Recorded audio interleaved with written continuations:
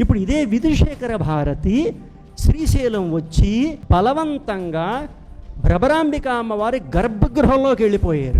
భారతీతీర్థ స్వామి వారి గూడిపుటానితో ఏం చేశారంటే ఆ రెండు మఠాలని కూడా కబ్జా చేసుకోవడానికి ప్రయత్నించడానికి అవిముక్తేశ్వరానంద సరస్వతి గోవిందానంద గారిని చూస్తూ ఉంటే భగవద్గీతలో ఉన్నటువంటి ఆ 2 శ్లోకాలకి ప్రత్యక్ష ఉదాహరణగా క్రోధాద్భవతి సమ్మోహ, సమ్మోహాత్ స్మృతి విభ్రమ, స్మృతి భ్రంశాత్ బుద్ధినాశ. ఈ సందర్భంలో సదరు గోవిందానంద సరస్వతి గారు కూడా అక్కడే ఉన్నారు. అక్కడ అధర్మం ఉంటే ఎందుకు దానిని ప్రశ్నించలేదు? ఎందుకంటే ఆయనకి కూడా తెలుసు సమాచారం ఏమిటి అనేది. ఆ సమాచారం ఏమిటి అని అంటే,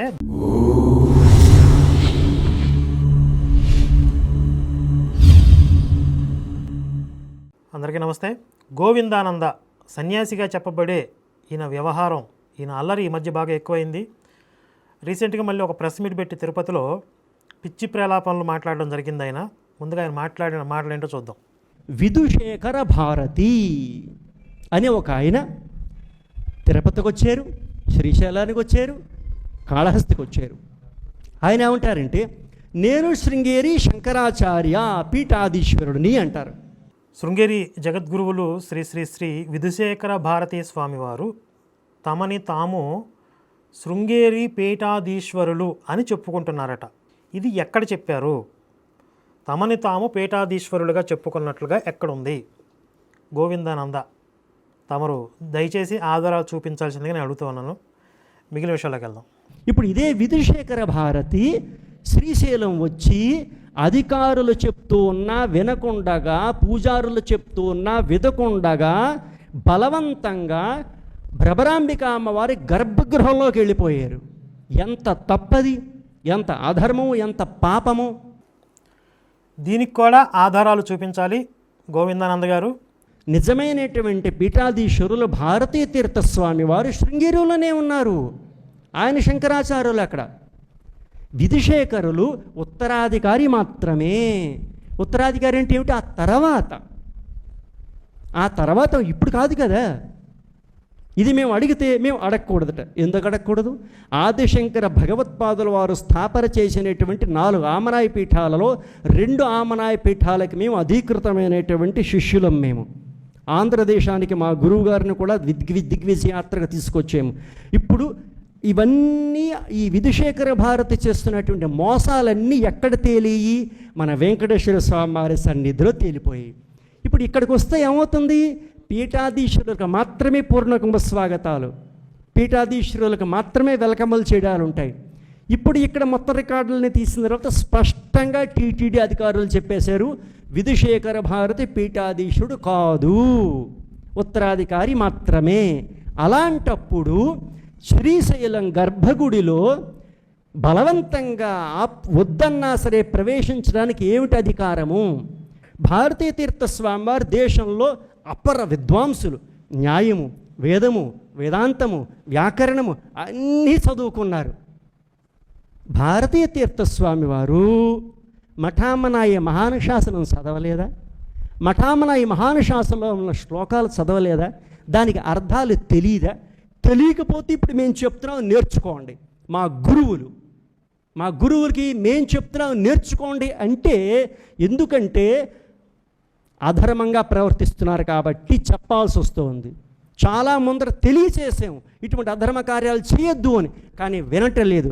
ఎంత స్థాయికి వెళ్ళిపోయారు అంటే వీళ్ళు కొంతమంది అడుగుతున్నారు, గోవిందానంద సరస్వామి వారు ఎందుకు ఎంత నిక్కచ్చిగా చెప్తున్నారు అంటే, సుప్రీంకోర్టులో భారతీయ తీర్థస్వామి వారి పైన, విధుశేఖర భారతి పైన, మా జ్యోతిర్మఠము ద్వారకా మఠానికి సంబంధించినటువంటి వాటిని ఆక్రమించుకోవాలని చేసే కుటిల నీతిని బయట పెట్టేటప్పుడు మేము ఈ భారతీయ తీర్థస్వామి వారు ఏం చేశారో తెలుసా?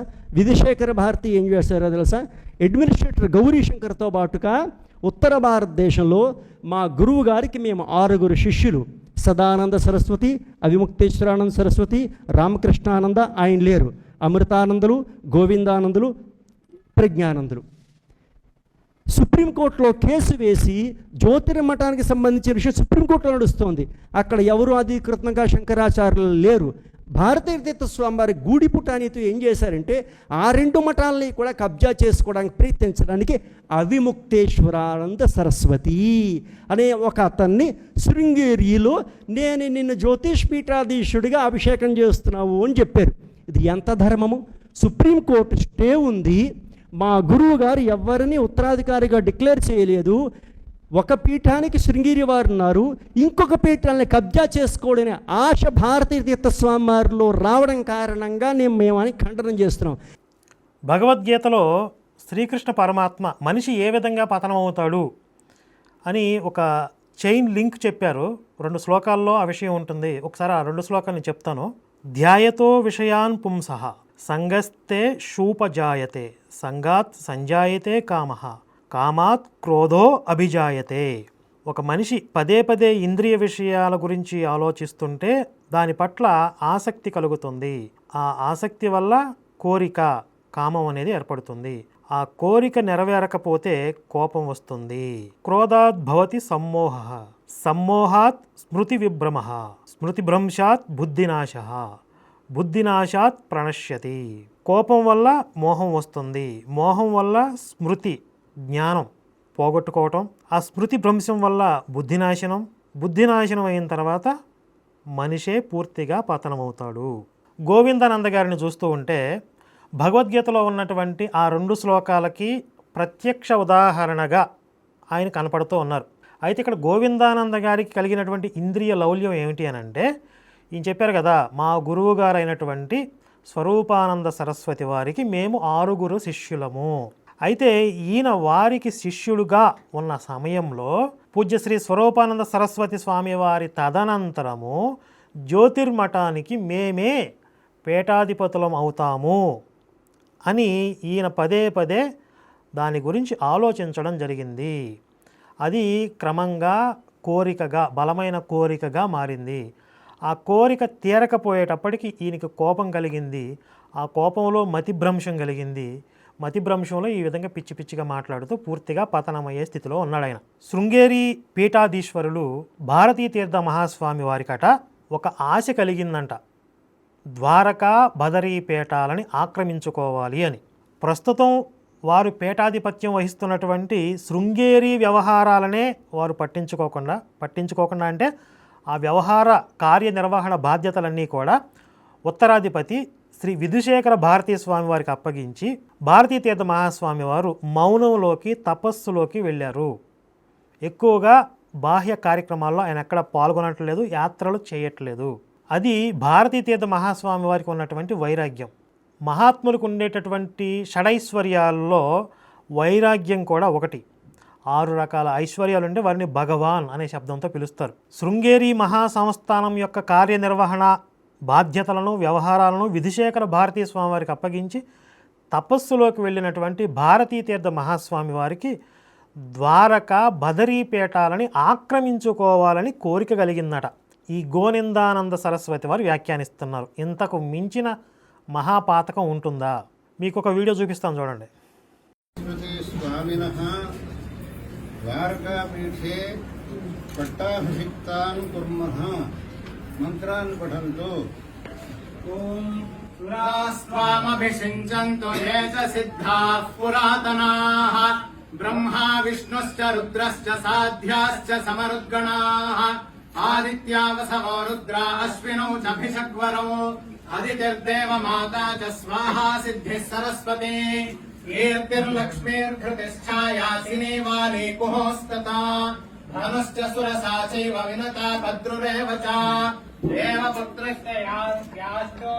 దేవమాతర ఏవ చ సర్వాస్త్వామభిషించन्तు సురాశ్చాప్సరసాంగణాః నక్షత్రాణి ముహూర్తాశ్చ పక్షాహోరాత్రసంధయః సంవత్సరాదినేశాశ్చ క్షణాః కాష్టాః కలాలవాః సర్వే రూపానంద సరస్వతి స్వామి కరకమల సంజాతాన్ అవిముక్తేశ్వరానంద సరస్వతి స్వామినః उत्तराम्नाय ज्योतिष्पीठे पट्टाभिषिक्तान् विदद्मः.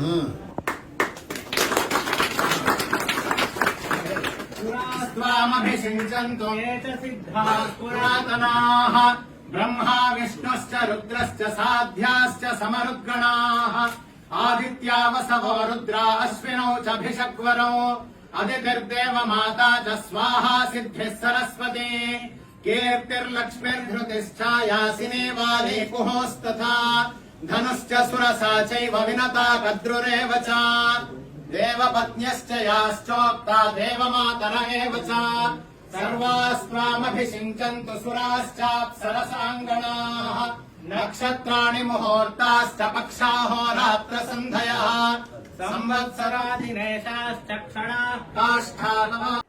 ఈ వీడియో భారతీ తీర్థ మహాస్వామి వారు ద్వారకా పీఠాధిపతిగా సదానంద సరస్వతి స్వామి వారిని, జ్యోతిర్మఠం పీఠాధిపతిగా అవిముక్తేశ్వరానంద సరస్వతి స్వామి వారిని పీఠాధిపతులుగా అభిషేకం చేస్తున్నటువంటి సందర్భం. ఈ సందర్భంలో సదరు గోనిందానంద సరస్వతి గారు కూడా అక్కడే ఉన్నారు. మరి వారికి అభ్యంతరం ఉంటే ఆ రోజు అక్కడే ఎందుకు దానిని ఖండించలేదు? అక్కడ అధర్మం ఉంటే ఎందుకు దానిని ప్రశ్నించలేదు? ఎందుకంటే ఆయనకి కూడా తెలుసు సమాచారం ఏమిటి అనేది. ఆ సమాచారం ఏమిటి అని అంటే, ద్వారకా బదరి ఉభయ పీఠాలకు పీఠాధిపతిగా వ్యవహరించినటువంటి బ్రహ్మీభూతులైనటువంటి పూజ్యశ్రీ స్వరూపానంద సరస్వతి స్వామి వారు జీవించి ఉన్న కాలంలో భారతీ తీర్థ మహాస్వామి వారికి తమ యొక్క ఉద్దేశాన్ని తెలియజేశారు. ఈ రెండు పీఠాలకి నా శిష్యులైనటువంటి వీరిరువురిని కూడా పీఠాధిపతులుగా చేద్దామని మా యొక్క అభిప్రాయము అని భారతీ తీర్థ మహాస్వామి వారికి వారు చెప్పడం జరిగింది. స్వరూపానంద సరస్వతి స్వామి వారు శివైక్యం చెందిన తర్వాత వీరు ఇరువురు ఎవరైతే సదానంద సరస్వతి అలాగే అవిముక్తేశ్వరానంద సరస్వతి స్వామి వారు వీళ్ళిద్దరూ వచ్చి భారతీ తీర్థ మహాస్వామి వారికి, ఆ రోజు మా గురువు గారు మీ వద్ద వారి యొక్క అభిప్రాయాన్ని తెలియజేశారు కదా, మా ఇరువురిని కూడా పీఠాధిపతిగా నిర్ణయిస్తున్నాము అని చెప్పి, ఇప్పుడు వారు బ్రహ్మీభూతులు అయ్యారు కాబట్టి మమ్మల్ని పీఠాధీశ్వరులుగా మీరే పట్టాభిషక్తుల్ని చేయండి. అలాగే ఇంకొక విషయాన్ని కూడా వారు ప్రస్తావించారు. అదేంటంటే, మా గురువులైనటువంటి స్వరూపానంద సరస్వతి వారిని కూడా అప్పట్లో శృంగేరి పీఠాధిపతి అయినటువంటి తమరి గురువులు అంటే భారతీ తీర్థ మహాస్వామి యొక్క గురువులు ఎవరైతే ఉన్నారో అభినవ విద్యా తీర్థులే పట్టాభిషక్తులను చేశారు. అంటే మీ గురువులు మా గురువులకి పట్టాభిషేకం చేశారు. అలాగే ఇప్పుడు కూడా మీరు మాకు పట్టాభిషేకం చేయండి అని భారతీ తీర్థ స్వామి వారికి వారు విన్నపం చేస్తే శృంగేరి పీఠంలోనే వారికి పట్టాభిషేకం చేయడం జరిగింది. అయితే వారు ఇంకొక అభ్యర్థన ఏం చేశారంటే, శృంగేరి పీఠంలో మాకు పట్టాభిషేకం చేశారు, బాగుంది, కానీ ఆ పీఠాల యొక్క మూలస్థానంలో కూడా పట్టాభిషేకం నిర్వహిస్తే బాగుంటుంది అని వారు అభ్యర్థిస్తే, అప్పటికి భారతీ తీర్థ మహాస్వామి వారు బయట ప్రదేశాలకి యాత్రలకు వెళ్ళట్లేదు కాబట్టి వారి యొక్క ప్రతినిధిగా శ్రీ విధుశేఖర భారతీ స్వామి వారిని పంపించి వారిరువురికి కూడా ఆ పీఠం యొక్క మూలస్థానాలలో పట్టాభిషేకం చేయడం జరిగింది. ఇందులో భారతీ తీర్థ మహాస్వామి వారి యొక్క స్వార్థం ఏముంది, విధుశేఖర భారతీ స్వామి వారి యొక్క స్వార్థం ఏముంది? ఎవరైతే ఇప్పుడు ద్వారకా బదరీ పీఠాలలో పీఠాధిపతులుగా నియుక్తులై ఉన్నారో వారి గురువు గారి యొక్క అభిమతాన్ని భారతీ తీర్థ మహాస్వామి వారు నెరవేర్చారు. ఈ విషయం ఈ గోనిందానందకి కూడా తెలుసు, కానీ ఇది బయటకు తెలియదు, బయటకు జరిగిన వ్యవహారం కాదు. కాబట్టి తనకి ఏదైతే కామము కోరిక కలిగాయో నేను పీఠాధిపతిని కావాలి అని చెప్పి ఆ కోరిక భగ్నం కావడం వల్ల ఈ విధంగా పూజ్యులైన వారి మీద నిందలు వేస్తూ వికృతమైన ఆరోపణలు చేస్తూ చిల్లర వ్యవహారాలు చేస్తూ దేశ సంచారం చేస్తూ ఉన్నాడు ఈయన. అసలు ఎంతకీ నీ బాధ ఏంటి? శృంగేరిలో భారతీ తీర్థ మహాస్వామి వారు జగద్గురువులుగా ఉండగా విధుశేఖర భారతీ స్వామి వారికి ఇంత గౌరవ మర్యాదలు ఎందుకు? వారిని పీఠాధిపతిగా ఎందుకు గౌరవిస్తున్నారు? వారు జగద్గురువులు ఎలా అవుతారు అని ఈయన బాధ. సాక్షాత్తుగా భారతీ తీర్థ స్వామి వారే తమ యొక్క ప్రతినిధిగా విధుశేఖర భారతీ స్వామి వారిని నియమించి వారికి బాధ్యతలు అప్పజెప్పి ఒక సందేశాన్ని ఇచ్చారు. విధుశేఖర భారతీ స్వామి వారు ఎక్కడికి వచ్చినా ఎక్కడ పర్యటనకు వెళ్ళినా స్వయంగా మేము వచ్చినట్లే మా యొక్క ప్రతినిధిగా వారిని పంపిస్తున్నాము, మేము మౌనంలో తపస్సులో నిమగ్నమవుతున్నాము అనే ఒక సందేశాన్ని ప్రపంచానికి ఇచ్చారు. ఈయన అంటాడు సీఎం ఒకళ్ళే ఉంటారు, పిఎం ఒకళ్ళే ఉంటారు, చీఫ్ జస్టిస్ ఒకళ్ళే ఉంటారు కదా అని అంటున్నాడు. నిజమే, వాళ్ళు యాక్టివ్గా బాధ్యతల్లో ఉంటే ఒకళ్ళే ఉంటారు, కానీ వారు విశ్రాంతిలో ఉండి పవర్ ఆఫ్ అటార్నీ ఇంకొకరికి ఇచ్చారు. వారి బాధ్యతలను ఇంకొకరికి ట్రాన్స్ఫర్ చేశారు. మేము విశ్రాంతిలో ఉంటున్నాము కాబట్టి కార్యనిర్వహణ బాధ్యతల్లో ఇంకొకరు నియమిస్తున్నాము అని చెప్పి ఆర్డర్స్ పాస్ చేస్తే ఆ స్థానానికి ఉండే గౌరవ మర్యాదలు వారి యొక్క ప్రతినిధిగా నియమించిన వారికి ట్రాన్స్ఫర్ అవుతాయా అవ్వవా? ఇంత చిన్న లాజిక్ తెలియకుండా, కామన్ సెన్స్ లేకుండా, ఏదో పెద్ద అపరమేధావిలాగా, ఏదో కొండ బద్దలు కొట్టి బయటికి తీసుకొచ్చిన రహస్యంలాగా కొన్ని పేర్లు ఉంటాయిలే, స్వకుచమర్ధనం అని కొన్ని ఉంటాయి. అది మరి సన్యాసుల విషయంలో ప్రయోగించకూడదు కాబట్టి నేను లిమిట్గా మాట్లాడాల్సి వస్తుంది. అయితే ఇక్కడ ఒక సందేహం రావచ్చు. స్వామీజీల మధ్య, సాంప్రదాయాల మధ్య ఏదైనా విభేదాలు వచ్చినప్పుడు మీరు మాట్లాడనని చెప్పారు కదా, మరి ఇప్పుడు ఎందుకు మాట్లాడుతున్నారు అని ఎవరైనా అడగవచ్చు. ఇక్కడ రెండు సాంప్రదాయాల మధ్య వచ్చినటువంటి భేదాభిప్రాయాలు కాదు, ఇద్దరు పీఠాధిపతుల మధ్య వచ్చినటువంటి భేదాభిప్రాయాలు కూడా కాదు. గోనిందానంద కేవలం ఒక సన్యాసి, అది కూడా నియమబద్ధంగా ఆయన సన్యాసం తీసుకోవడానికి అవకాశం లేదు, ఇది కొన్ని నియమాలను ఉల్లంఘించారు అని కూడా చెప్తున్నారు. నేను ఆ చర్చల్లోకి పోవట్లేదు. ఇక్కడ కేవలం ఆయన యొక్క వ్యక్తిగత రాగద్వేషాలు, ఆయన ఏదైతే ఒక పీఠాధిపత్యాన్ని ఆశించారో అది దక్కకపోవడం వల్ల ఆయనకి మతిభ్రంశానికి గురై ఈ విధంగా పూజ్యులైన వారి పట్ల అమర్యాదగా మాట్లాడుతున్నాడు కాబట్టి ఇప్పుడు నేను మాట్లాడాల్సి వస్తుంది. గోనిందానంద సరస్వతి గారికి నేను ఇచ్చే సలహా ఏంటి అని అంటే, ఒకరు శంకరాచార్యులుగా నియమితులు అవ్వటం అనేది ఎవరికి వారుగా ప్రయత్నిస్తే వారికి వారుగా అనుకుంటే సాధ్యం కాదు. వారికి ఉన్నటువంటి యోగ్యత, అర్హత, దైవ అనుగ్రహము ఇవన్నీ ఉంటే తప్ప అవి సాధ్యం కాదు. ఈయన ఈ వీడియోలో తనని తాను అర్జునుడితో పోల్చుకున్నాడండి. అర్జునుడికి ఆ రోజు ఎలా అయితే ఒక విపత్కర పరిస్థితి ఎదురైందో ఇప్పుడు నాకు కూడా అలాంటి సంకట స్థితి వచ్చింది అని చెప్పుకున్నాడు. వాస్తవానికి నువ్వు అర్జునుడు కాదు నాయన, దుర్యోధనుడివి. దుర్యోధనుడికి ఏ విధంగా అయితే అహంకారం చేత నేను ఏదైతే అనుకున్నానో అది అమలు జరిగి తీరవలసిందే, దానికి భీష్మ ద్రోణాదులు ఎంతటి పెద్దవారు హితోక్తులు చెప్పినా కూడా పెడచెవిన పెట్టేసి అహంకారపూరితంగా వ్యవహరించి సర్వనాశనం అయ్యాడో, ఈరోజు కూడా ఎంతోమంది పెద్దలు, పండితులు నీకు హితోక్తులు చెప్తున్నా కూడా వినిపించుకోకుండా దురుసుగా, అహంకారంగా, నీ అభిమతం నెరవేరలేదు కాబట్టి అహంకారపూరితంగా పూజ్యుల మీద, శంకరాచార్యులు స్వయంగా స్థాపించిన పీఠాల యొక్క వ్యవస్థ మీద నువ్వు చేస్తున్నటువంటి అనుచితమైన వ్యాఖ్యలు ఏవైతే ఉంటాయో అవి నిన్ను నిలువునా దహిస్తాయి, పూర్తిగా సర్వనాశనం అవుతావు అనేది విషయం నువ్వు గుర్తుపెట్టుకో. జై శ్రీరామ్, భారత్ మాతా కీ జై.